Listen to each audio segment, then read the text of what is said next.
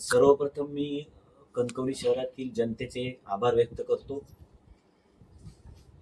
नगराध्यक्ष उमेदवाराला म्हणजे मला त्यांनी 5,096 मतं दिल्याबद्दल, ज्या 5,096 मतदारांनी मला मतं देऊन माझ्यावर जो विश्वास टाकला, त्या सर्व मतदारांचे मी आभार व्यक्त करतो. ज्यांनी मला मतं नाही दिली त्यांचे देखील मी आभार व्यक्त करतो. या निवडणुकीमध्ये विकास मुद्दा घेऊन मी माझे सर्व सहकारी आम्ही प्रचार करत होतो. विकास कणकवली शहरामध्ये गेले अनेक वर्ष, पूर्वीची आणि आताची ही 7.5 वर्ष जो विकास केलाय त्या विकासाच्या जोरावर आम्ही मतं मागली होती. कणकवली शहरातील जनतेने नगरसेवक आमचे 9 निवडून दिले, मेजॉरिटी निवडून दिली. म्हणजे कणकवली शहरातील जनतेने आमच्यावर जो विश्वास टाकला आणि जे 9 नगरसेवक निवडून दिले त्याची पोचपावती आम्हाला दिली.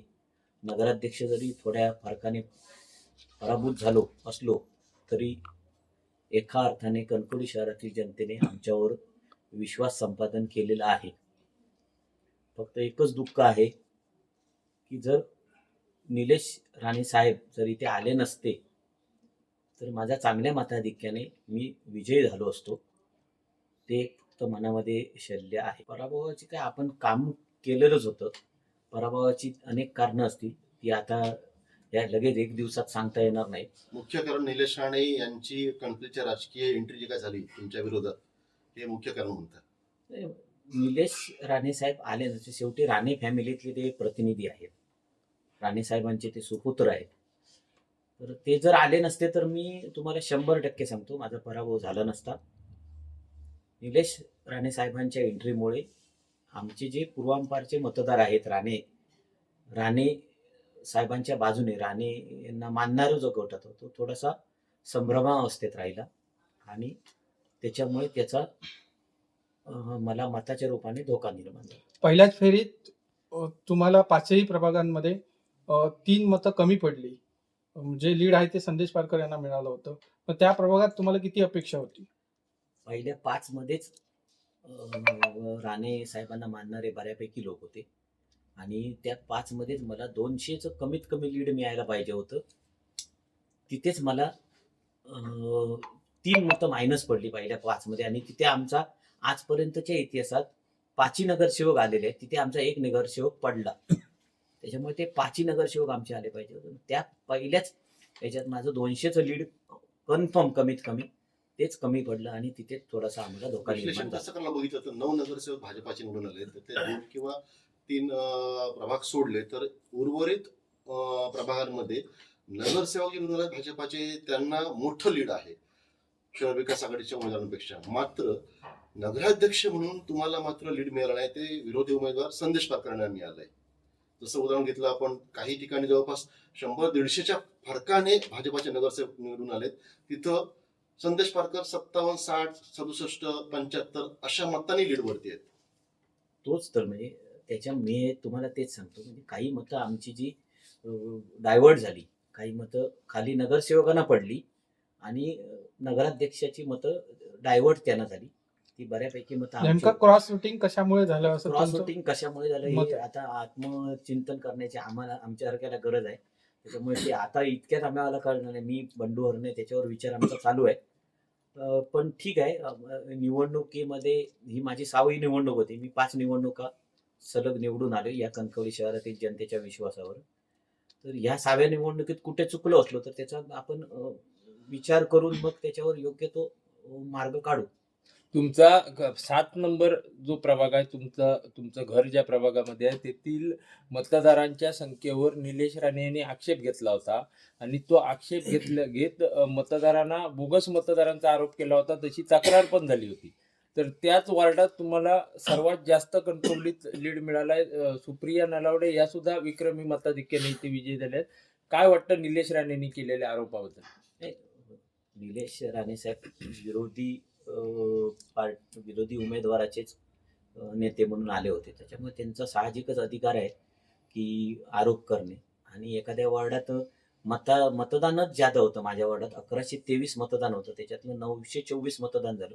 त्याच्यामुळे त्यांना कोणीतरी अशी माहिती दिली होती की ते बोगस मतदान आहे. ते बोगस मतदान नव्हतं आणि तिथले मतदार हे बाजारपेठेतले सुशिक्षित मतदार आहेत. त्याच्यामुळे काहीतरी म्हणजे कोणीतरी सांगून असे बदलणारे मतदार नव्हते किंवा तुम्ही म्हणता त्या पद्धतीने तसं काही मला वाटत नाही. पण सुज्ञ मतदार, बाजारपेठेतल्या सुज्ञ मतदारांनी मला नगराध्यक्ष म्हणून आणि माझ्या मिसेसला नगरसेवक म्हणून अतिशय चांगलं वोटिंग केलं.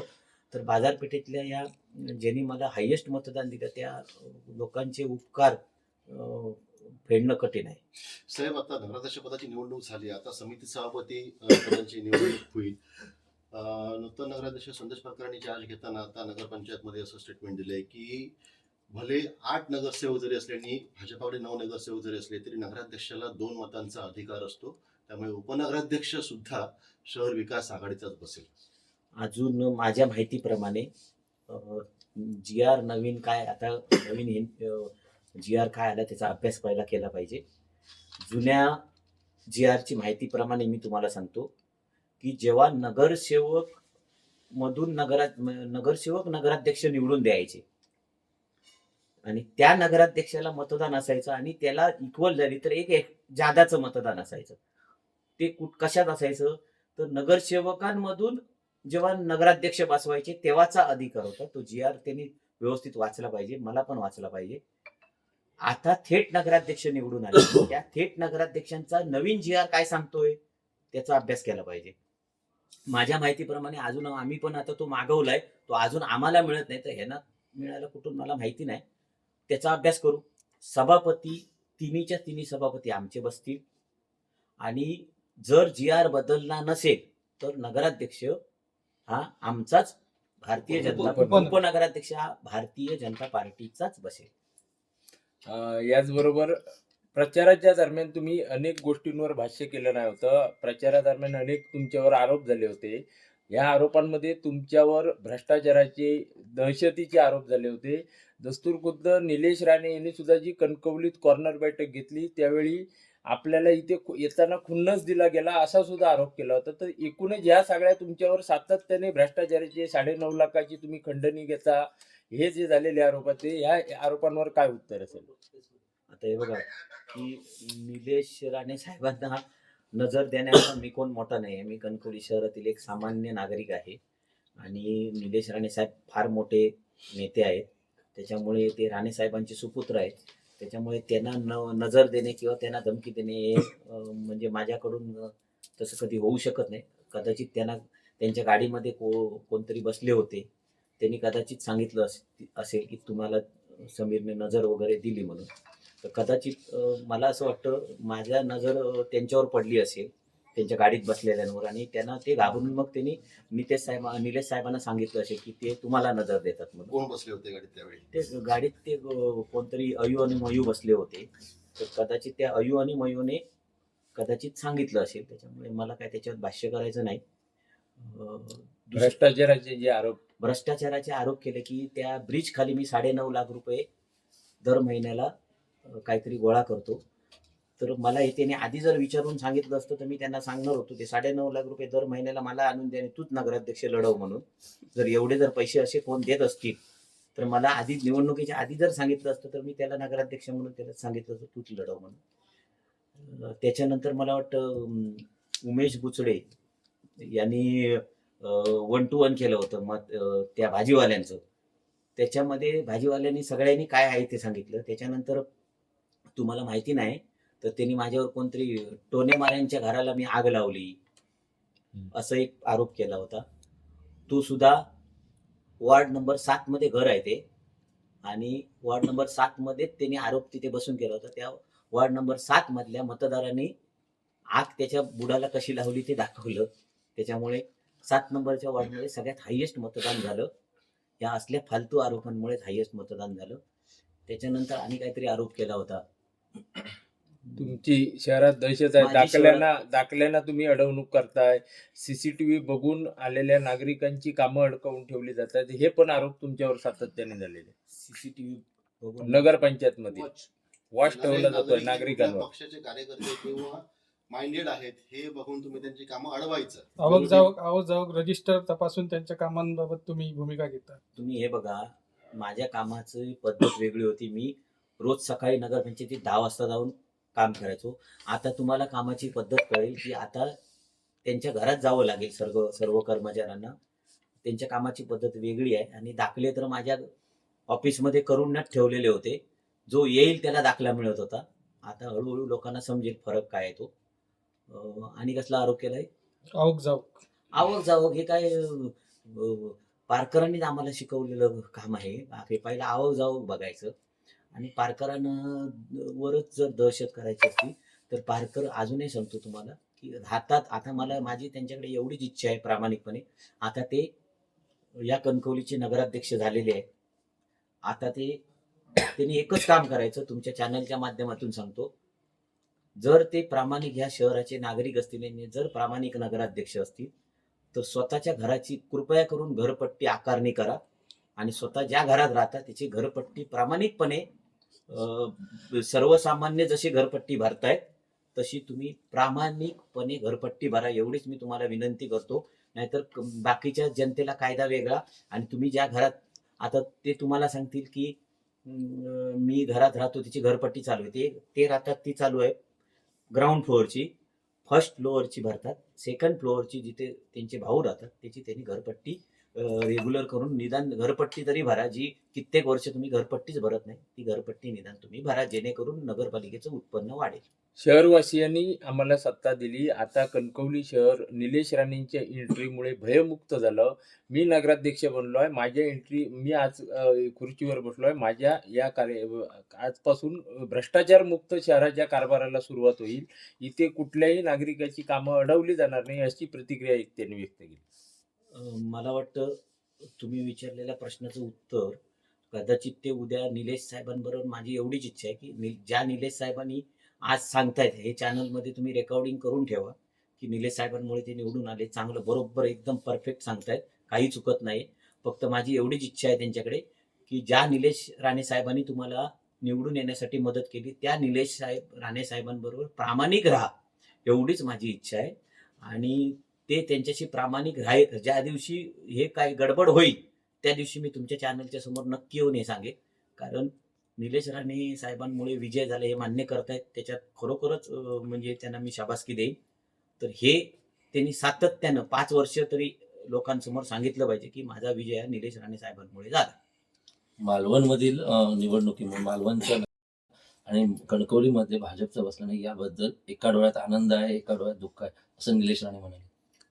त्याबद्दल मला काय अजून माहिती नाही, पण मी कट्टर राणे साहेबांचा कार्यकर्ता आहे आणि त्याच्यानंतर मी नितेश साहेब आणि निलेश साहेबांचा, राणे साहेबांमुळे मी त्यांचा प्रामाणिक कार्यकर्ता, पण मी राणे साहेबांचा कार्यकर्ता आहे.